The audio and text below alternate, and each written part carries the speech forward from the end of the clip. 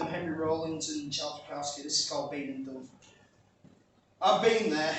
Those slow nights alone, waiting for the one to arrive, only to fall asleep in front of the TV, dreaming of being the hero that wake up in the morning just to go to some meaningless job to have somewhere to be. Distracted by errands to prove resourcefulness only onto yourself as you sit and watch people on the bus or shopping centres and you make up stories of how more adventurous their lives are than your own, hoping that they're just as lonely. I've been there, the life of the party that everyone wants to get a piece of, only to discover that popularity equals zero, and that everyone is your mate within the right circumstance and in the moment, until you've decided that you've had enough and you want to go, because everything gets too full on. The rush of adrenaline overthrows logic to the point where you realise that no one really knows you, that you are complex and filled with so many chemical emotions that you forget yourself, or simply overindulge or retreat to the point where you feel sick and can't look within the reflection in the morning the next day. I've been there, overworked, drifting in a sea of senseless ambition that only benefits those that suffer the same struggle of responsibility marked by adulthood, but are too afraid to bridge the gap.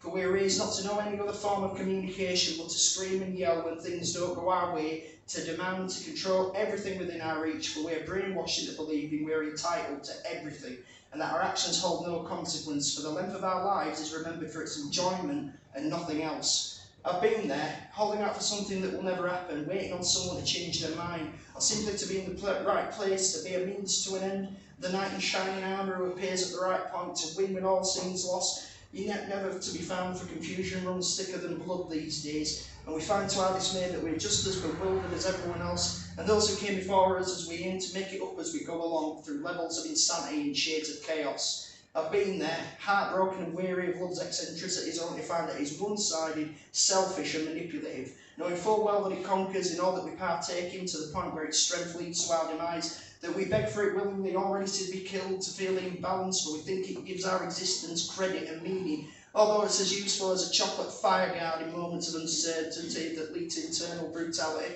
I've been there, constantly in fear of opinions and thoughts of other people, so much so that I don't leave my room, and intend to stay within the fantasies of others, for the reality seems more artificial than the imaginations of the damned, who, like myself, were simply too sensitive to atone to the hell of our fellow man and woman, and lead us to the conclusion that we're all better off alone. I've been there, torn and frayed, tormented and strayed, demented, out of line, crazed, engulfed by the world, only to remain fully functional and easy to approach when every moral fibre of my being wants to lose this imprisoning image of flesh and bone and ascend into the cosmos, only to stay more insane by the timidity and emptiness of one's burning flame. Like a hopeless, prosing prancer, it seems it's the same situation for all of us, but there are never any answers. Thanks very much.